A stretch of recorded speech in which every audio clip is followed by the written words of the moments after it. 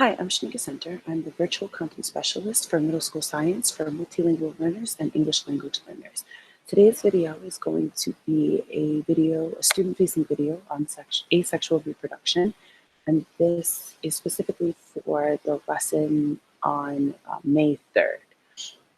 So it's going to be Unit 4, Day 28. And again, this is a student-facing video. Hi, I'm Shanika Center, and I am the Virtual Content Specialist for Middle School Science for multilingual learners and English language learners. Today, we are going to talk about the process of asexual reproduction.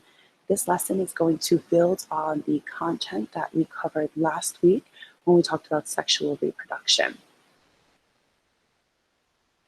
The information and activities that you're going to do during this lesson are for Unit 4, Day 28 lesson, where you're modeling the process of asexual reproduction. Before we get started, let's review some vocabulary. The first word that we have is offspring, and offspring is another word for baby. This word we covered last week, so this should be familiar to you at this point. The second word that we're reviewing is reproduction, which is the process of producing offspring. So there are two main ways that organisms reproduce, either asexually or sexually. Sexual reproduction requires two parents, and the offspring is a mix of both parents' genes. Sexual reproduction requires the sperm and the egg to meet to join the two sets of genes. Asexual reproduction, which is what we're going to be talking about today, is the type of reproduction that only requires one parent. So this means that the offspring has the same exact genes as the parent. You can see in this picture that the starfish here is getting cut in half, and each piece of the starfish is becoming its own individual starfish. So this is an example of asexual reproduction. Bacteria also go through the process of asexual reproduction. You can see that this one bacteria is splitting into two. So each of these bacteria become own individual bacteria that can then reproduce. Again, the offspring that are formed during asexual reproduction have the same exact DNA as the parent.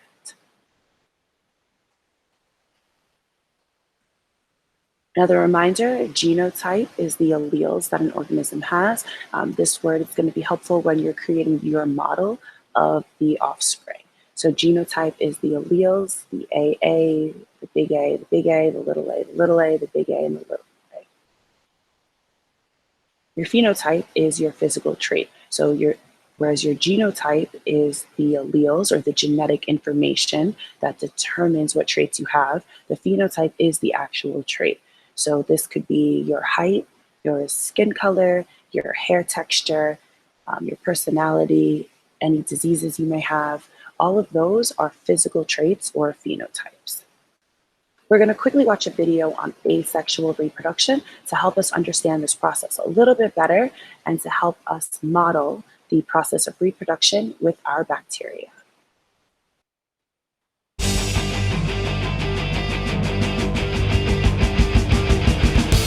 Asexual reproduction.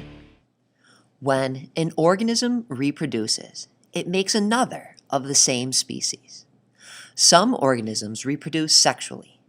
Cows make more cows, and pigs make more pigs. Sexual reproduction combines genes from a mother and a father, making a genetically unique organism. Other organisms reproduce asexually. In asexual reproduction, all of the genes come from a single parent. Asexually produced offspring are genetically identical to the parent. There are many methods of asexual reproduction.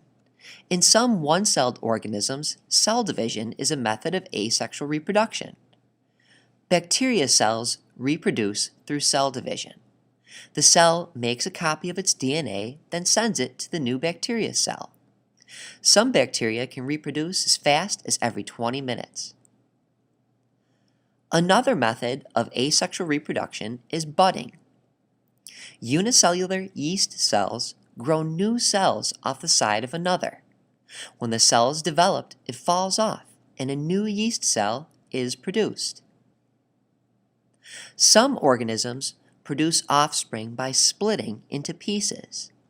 A sea anemone can split down the middle, resulting in the production of another individual. Sexual and asexual reproduction produce offspring.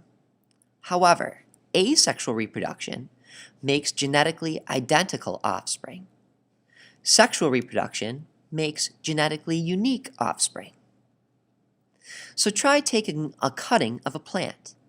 You will be making another that has the same DNA as the parent. You just helped the plant to reproduce asexually. Asexual reproduction. Now that we watched that video, we are going to use our bacteria to create offspring. So we're going to go through the process of asexual reproduction using this bacteria. This is the phenotype of our parent bacteria. This is the genotype.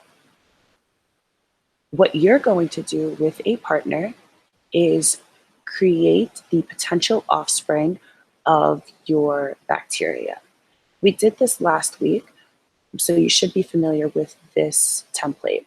But first thing you're going to do is write the phenotype and genotype of the parent, so you can create a picture or copy and paste the picture on this slide into this box here. And then you're going to use the alleles for the genotype. So using this genotype, this set of alleles, going to copy and paste that into this box here. Then you're going to create the offspring. So you're going to use what you know about asexual reproduction to create a potential offspring. You can do this on your notes, or you can do it on this template provided for you. Good luck.